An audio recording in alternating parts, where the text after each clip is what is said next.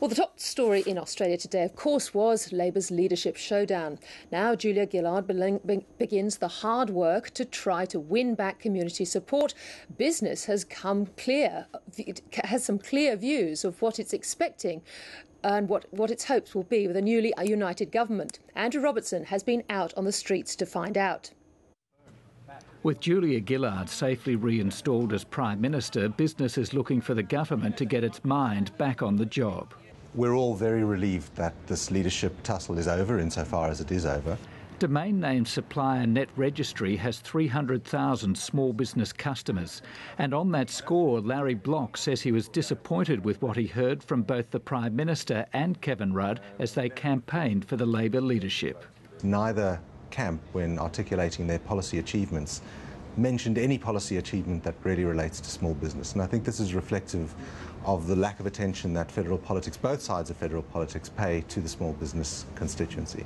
According to Larry Block, nowhere is that lack of attention being felt more than in the operation of the Fair Work Australia Act. Everybody acknowledges that work choices was too extreme, was too far on the side of employers. But nonetheless, I think the pendulum swung too much to the other side, and that's really hurting small business. A small business that's hurting, but for different reasons, is plastic products maker Marden Manufacturing. The high dollar and cheap imports are making life exceptionally tough. Owner James Scott welcomes the government's plans to cut the company tax rate to 29 cents in the dollar, but wants much more.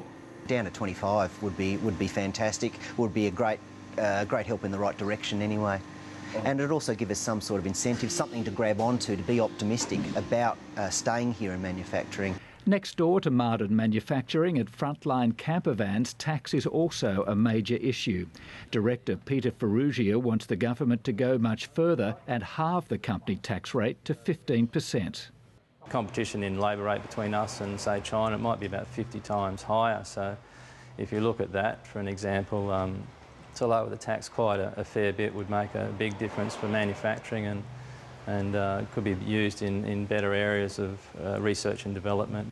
Peter Ferrugia would also like the government to start thinking about the plight of apprentices who are being offered incentives to learn manufacturing-based trades. At the end, they've got to work somewhere, and with manufacturing taking a bit of a downward swing, that's a bit of a concern for me.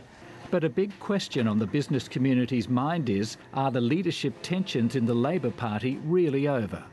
I don't see it'll be the end of infighting. I think that they've shown that there's a lot of discontent and unhappiness in the Labor Party at the top levels. I'd like to see them get on with it. On that score, only time and opinion polls will tell.